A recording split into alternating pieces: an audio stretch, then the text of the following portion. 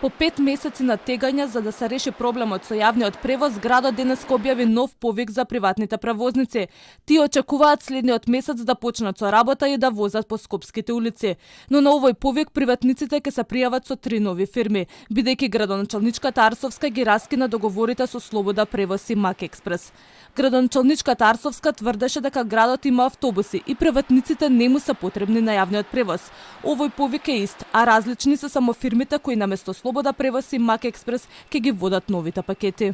Повикот кој што се објави претходно, истиот повик се објави и сега, во соработка со новото координативно тело на приватните превозници, е повик на кој што тие искажаа своја подготвеност да честно, транспарентно и одговорно ја вршат дејноста за која што е организиран овој јавен повик и се надеваме дека по завршувањето на овие 2 недели повторно ќе имаме заедничко водење на јавниот превоз во градот Скопје. Утре ќе подигнеме тендерската документација за овој јавен повик, ќе видиме што се е потребно, ќе собереме документацијата и во предвидениот рок ние ќе ги доставиме документите за да учествуваме на тој јавен повик. Јавниот повик завршува некаде мислам 21 овој месец. Пакетите понудите ќе се отворат на 26-ти, така да се надевам дека почетокот на следниот месец ние ќе се вратиме на работа. Сепак останува отворено прашањето што конкретно се договориле приватните превозници со Арсовска на нивната последна средба.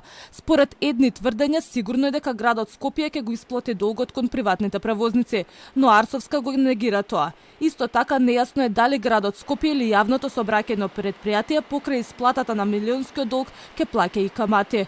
Приватниците велат дека градот нема да им плаќа камати.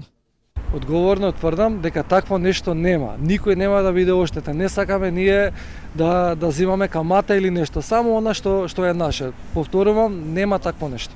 Од советничката група на ВМРО ДПМН најавуваат кривични пријави за градоначалничката Арсовска и за директорот на јавното сообраќајно предпријатие Стојковски, ако градот плаќа камати со објаснување дека на градот не му се потребни дополнителни трошоци.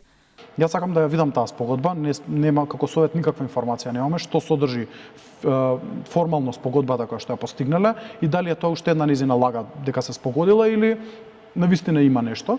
Но ако таа спогодба содржи камата, затоа што законски им следува камата на исплатените фактури, еве јас можам од оваа емисија да најавам дека и јас и ние како советничка група ќе поднесеме кривична пријава и против градоначалничката и против директорот на ЕСП. Од јавното сообраќајно предпријатие без одговор. Не сме во можност да ви одговориме со оглед на тоа дека е во тек активен судски спор. Чекаме на конечната судска одлука.